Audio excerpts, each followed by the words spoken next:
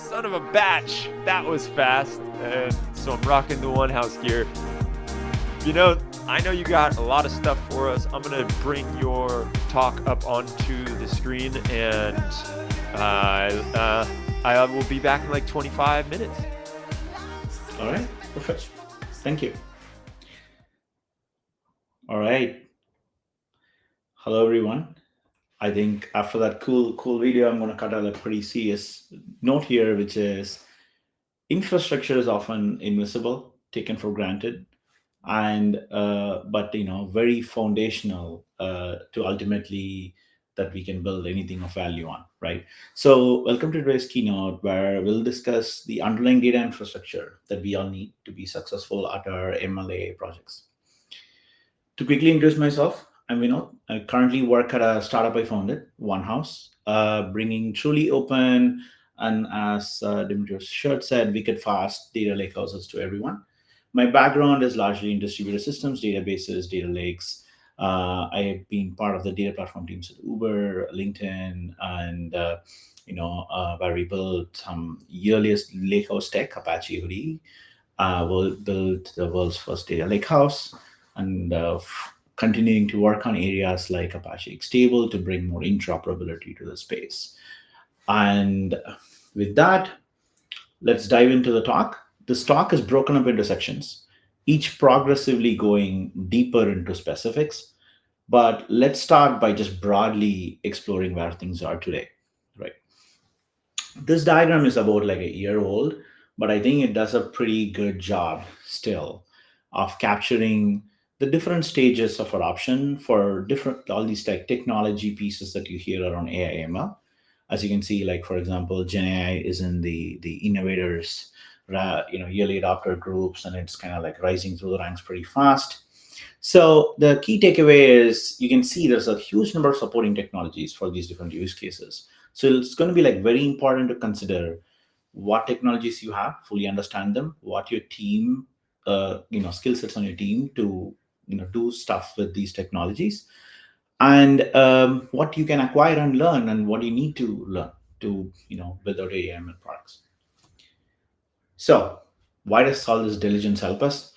Because we've been there, we've seen other technologies go through these adoption curves. There is usually a like innovation trigger, and then we all talk about it for a while. A lot of awesome conversations around what can be possible. Then we generally go through a trough when we try to actually make things work in production, right? And then this trough will come for AI too. It will be no different. And the main goal for today is to leave you with some thoughts on, hey, let's peek around the corner, make some decisions, get some of them right early on, so that we can, kind of breeze through this instead of an emotional roller coaster, if you will. So, what are some of these real challenges? So, what are these challenges that we're facing on the ground? Right, as somebody who interacts with companies building data platforms on a regular basis, I see a lot of companies when they try to kind of push it into production, some of these projects, the data platform basics still matter a lot, right? So like the models are only as good as your data, and investing in data quality, governance, and storing and like all of that really matters. And the second thing is scale is a new norm.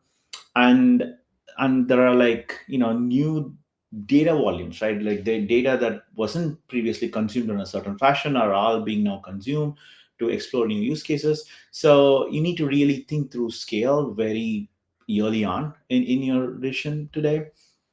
And most of these tools, like if you start from something as simple as ingestion, you can see that most tools out in the market don't even scale to like terabyte level data sets, right? So scale is a new norm, and there are a bunch of people struggling with that. And I need not tell you, but you already know these things take a lot of money to kind of these models to build and train and fine tune. So training on bad data, not catching some of these things yearly, can burn a serious hole in our budgets, right? Imagine training something for burning $1 million on it, and then later figuring out that wasn't the right data set, right? So this is going to be like super important, the data piece. And obviously there's a lot of moving parts, the ecosystem is still like maturing, and we probably need new tools that we don't have today that will all be built in the next 12 to 18 to 24 months. And finally, the billion dollar question, right? How can we safely ethically train AI? This question needs to be answered before we can fly into the future and kind of swim with the droids, if you will.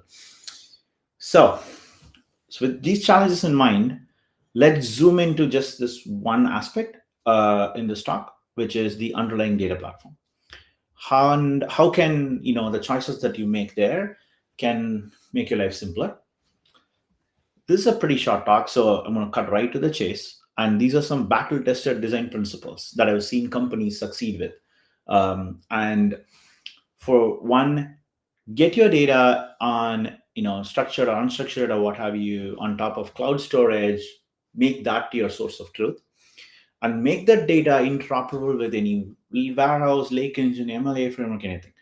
Remember, like, data is the only permanent thing, right? So these compute frameworks will come and go, like there'll be new ones that evolve, and you really need this so that your data remains kind of future proof. Number two goes hand in hand. Use products that are built on open source or cloud agnostic components. Lock-in is the last thing that you want here in a market that is evolving so fast. Data has inertia, right? Imagine having large volumes of data in a system that you can't really get in front of the newest engine on the market, right? That's going to be like a serious setback to your company. So store data in these open data formats, Spark ATF, like any open format, basically, and open table formats or like storage formats as well. So all of these are broadly adopted, widely supported, and they help you kind of, again, sleep better at night. Scale and cost, as I mentioned, see, the one thing about, for example, even vector searches and all these ML use cases is you have to do a lot of analysis to go over, compare your data records against each other and all of that. So this needs serious scale. So ensure that your data platform can scale volumes without kind of in a reasonable way, right? It shouldn't be non-linearly scaling as your data scales. And businesses operate in real time, so your product should as well. So kind of try to get data flowing through your different processes kind of incrementally, efficiently. Use technologies like Kafka, Hudi, Spark, Flink. All of them do a great job at getting your data processed and sent to different stages of your processing pretty quickly. And 3 and 4 can become serious bottlenecks for your project if you just don't size them up pretty well early on. I know some of this can be abstract, so to help visualize this in the flesh, this is what it could look like. So, you can have a lot of files and data lying around in a cloud storage, or applications producing data. Databases obviously have data, right? So a sample architecture could be, extract CDC from these databases, or have these applications emit events to some of these like messaging stores or streaming platforms, if you will, and ingest all this file data on top of cloud storage, like I mentioned. And you can expose this to various tools. You can do your regular BI, and you can also do your AI, and also use these data engineering tools to kind of transform data in between. And we're not limited to just these tools in the setup that I just showed you. Most of the tools that you see work across a wide spectrum, right? In reality, in the data market, everybody, like, that's aspirational goal for every vendor to be good at everything. But in reality, there are certain workloads these are like, each engine or tool is well suited for. And most of these tools can directly query the lakehouse today, or have very simple, easy reverse ETL solutions that you can move data from the lakehouse into these. But the data remaining at the data lakehouse preserves optionality for you, lowers your cost, keeps your data free. All said, there are some significant work and gaps as well, and these are very foundational to kind of converging the structured and unstructured data storage, and supporting some of these use cases, emerging AI use cases, really better. Lakehouses, a lot of the work has been around structured data, right? And blending these lakehouse benefits with unstructured is going to be game changing. And second, the existing columnar file formats are not really well suited for storing large objects.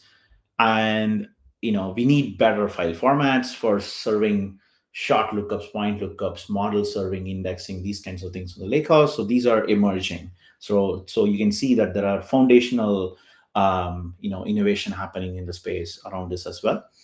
And finally, a lot of people are using vector databases today to build their RAG applications. This is great for use cases that require low latency, but there are plenty of use cases where you know they're not very latency sensitive. For example, generating a sales report with an AI summary of product reviews every few times a day, that can be just done on the lakehouse, right? So these are some areas where I think there are some gaps that are being like addressed in the market, and you'll see them come to life over the next few months. Now we'll look into the lakehouse and with an ML and AI lens, and relate to some real world examples of, okay, what does this look like, right? Because again, we're talking about abstract data platforms, so maybe relating them to real world use cases helps you better appreciate this.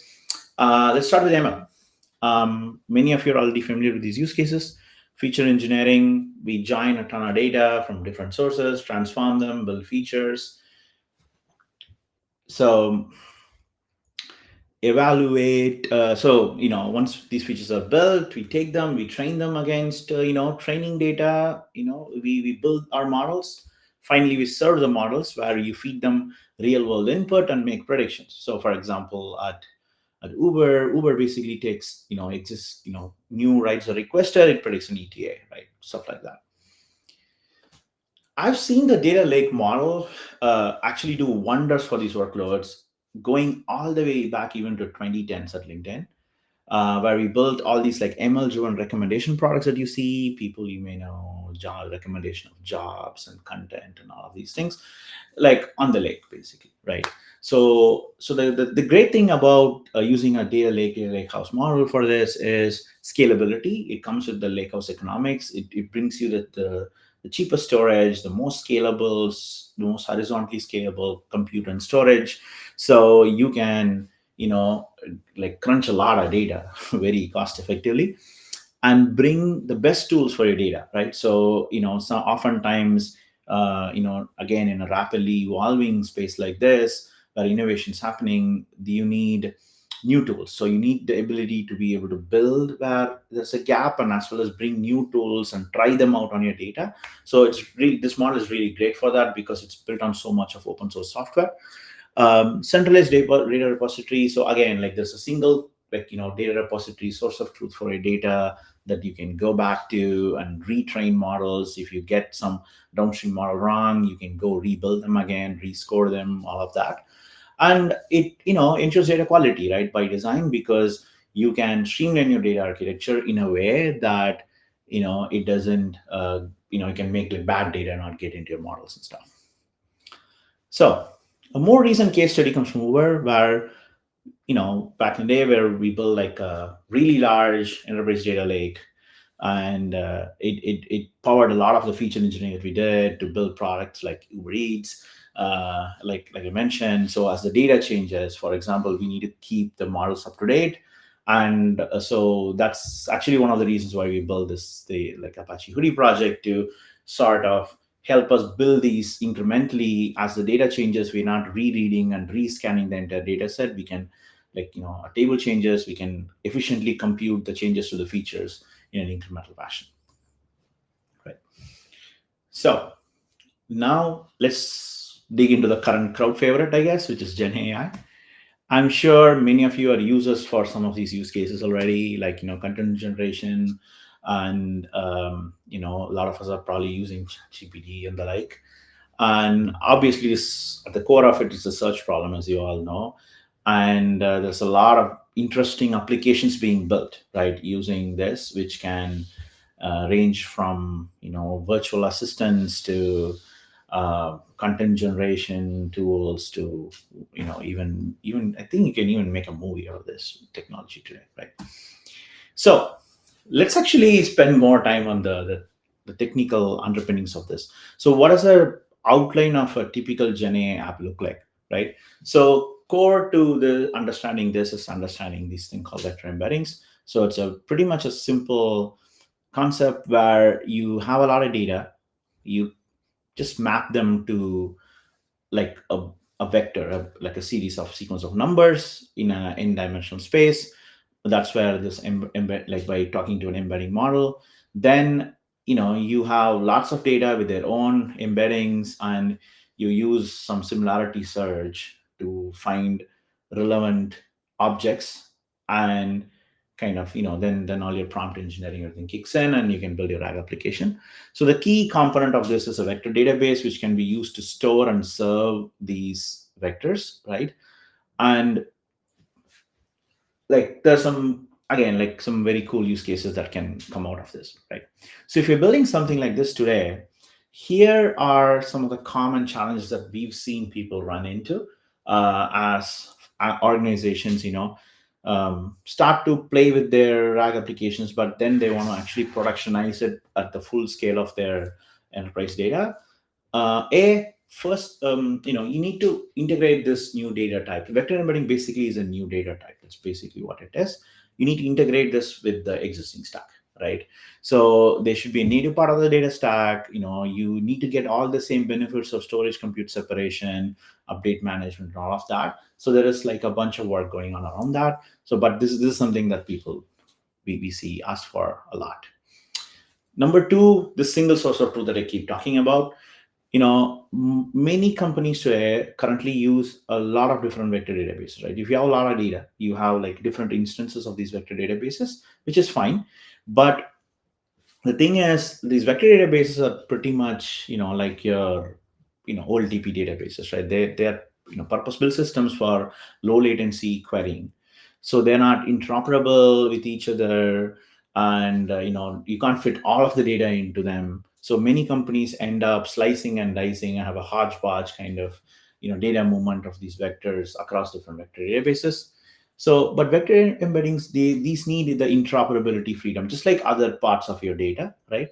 So the challenge is around decoupling the data pipeline components and the serving problems in architecture. By that, what I really mean is there's a part of the thing where we generate embeddings from existing data. That's a pipeline problem, right? And the serving problem is really serving these searches in real time when the application is built. So these two can be actually decoupled, right? With the data lake house is sitting in between. So yeah, so there is use cases where, for example, this is not an optimal choice and this can add complexity, but a lakehouse, our view is that it can complement a downstream vector database really well, as we'll see in this like really good example where this is a great example of freeing your data from a single purpose warehouse to a multi-purpose lakehouse, where you have a lot of data sitting in your Postgres, you move it to an open data lakehouse pretty quickly using all these incremental technologies that I talked about, and you can serve both analytics and AI, and even have like a downstream vector database to actually power your applications. So this gives you a lot of flexibility in where you want to move your data, how you manage your data, and also with some very tangible, like say cost savings and latency reduction, and all kinds of goodness to data architecture. But there are also companies out there building things that are a little bit ahead of the curve, and this can serve as a leading indicator for the challenges that we need to solve going forward. So so we sat down with Kaushik from like NielsenIQ, where they essentially were trying to execute in text search based applications and on vector databases, and they found that to be like it didn't scale cost effectively. And then they had this like idea to, hey, what if I directly ran this on a data lakehouse, right? So they built these data sets on the data lakehouse and used both Apache Hudi and Delta Lake to kind of like run some queries, and they actually had some pretty reasonable, like and pretty good like latency numbers with much reduced cost, right? And there's going to be like probably a lot of work that we can do on the lakehouse front to continuously reduce this. But these like are like some leading indicators that we need to watch out for to see how we can make these kinds of applications more easy to use, right? Build. And yeah, please check out the webinar. It's up there if this interests you more.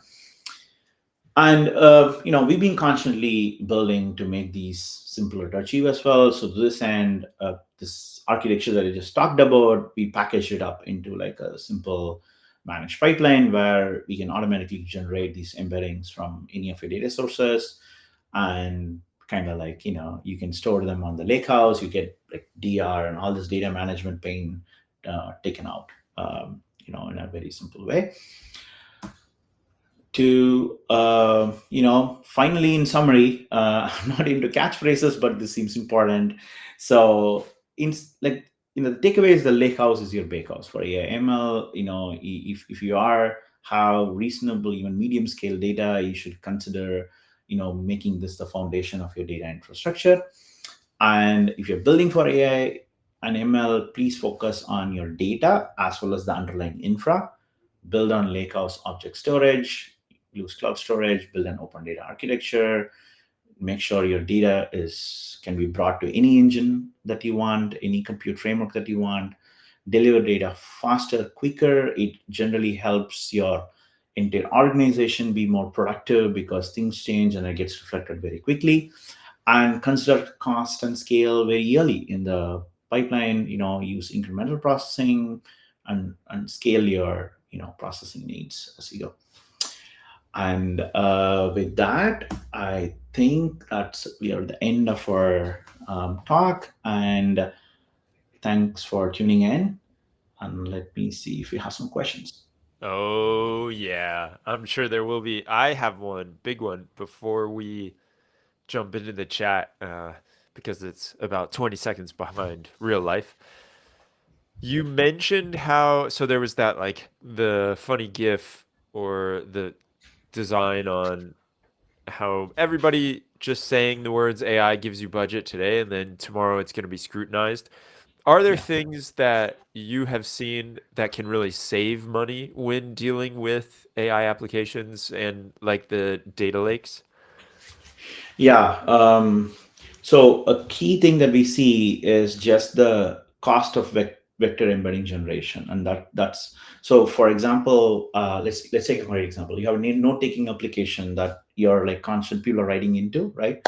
And then every hour there are, let's say, 1,000 edits to a document, and then but if you want to, so you probably want to like you can't make 1,000 calls each time there's a change to a data object, right? So having lakehouse technologies that are like intelligent around kind of giving you a point in time view of the object that you can train, that's like really important for people to kind of save these embedding generation costs. So for example, with Apache Hudi or OneHouse, the way we do it is, you can run a pipeline. You can have like your edits go live into an operation online database. You can run a pipeline where it gives you a single copy, right? You can say, give me the latest state of this object after this point in time, and it can give you that like aggregated copy. So you make one call versus like hundreds or tens or thousands. So that saves you a lot of cost in terms of like your open AI or your own embedding model costs and stuff like Yeah. that. And the other part we see is just around the amount of data that you keep in an online vector database. So right now there's no good store for it, so people store a lot of data on like an online vector database, which means you need like a much bigger database instance. You can actually offload a good chunk of them if you're not using them into a lake house, and that should shrink the amount of the cluster sizes that you need, the amount of vector databases you need, and can also be saving you a ton of cost. Nice. Yeah. So another question coming through the chat is I'm interested in understanding the difference between Databricks Lakehouse architecture versus OneHouse. What are the pros and cons of each? Yeah, that's a pretty awesome question. So I think if you look at the original Lakehouse paper from Databricks, right, it essentially talks about, hey, Spark is the unified engine, and then there is like this Delta Lake as the the underlying storage, right? That's kind of, and then you can use the lakehouse. The angle that they took to the lakehouse is you can do BI/ML data science on a single system, right? So OneHouse actually broadens this more, and this just starts not just from OneHouse, but even from how we created Hudi at Uber back in the day. So we believe in a world where the storage has like multiple options as well, right? So that's why we support Hudi, but we also interoperate with Delta Lake and Iceberg. And also at the compute level, we think, maybe, the warehouses are still, good at BI. Maybe the Flink is great at stream processing. Like Spark is obviously amazing as well on ETL and data science notebooks and whatnot. There is Ray, right? So there is, so I have a broader definition of a data lake house where we view it as, a clean separation of data and purpose built engines for each workload on top. So I would refer you, for example, go back and look at that slide that talks about different workload classes, complexity in these systems, and you'll quickly realize that there is actually a much broader view that we need for this. So that is actually the philosophical. There's like a lot of like technical difference and stuff, but if you have to distill it down, that's the philosophical difference between the two approaches. Another one coming through. Would these large scale use cases apply for data lake houses for only Fortune 500 enterprises? Are there any thoughts on open lake houses for small or medium sized businesses? Great one as well. So this is actually at the heart of why we founded even OneHouse, because if you think about it, historically, this question even comes from the fact that historically the companies that built data lakes were like big companies who had like a lot of data, or did data science and ML ahead of the curve and all of that, right? Facebook, LinkedIn's of the world had data lakes before. But look at the world today.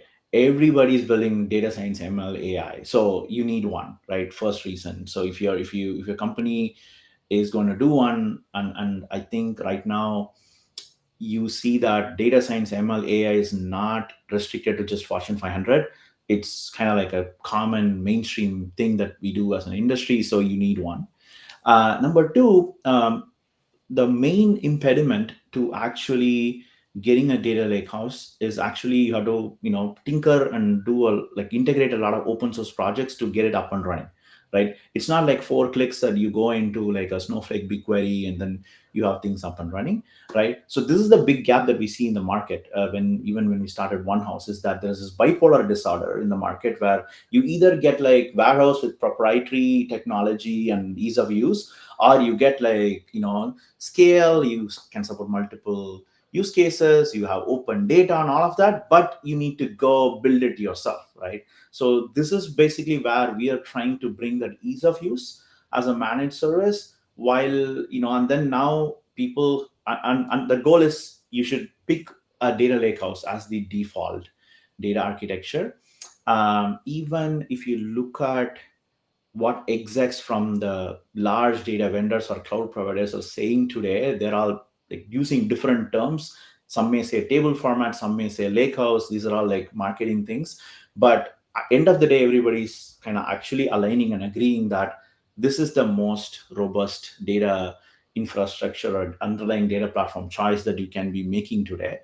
It's just that we started with very little platformization around the data lakehouse, that it kind of feels like you need like an army of really trained Navy SEAL like engineers to go build a data lakehouse, and we're trying to do our bit to change that.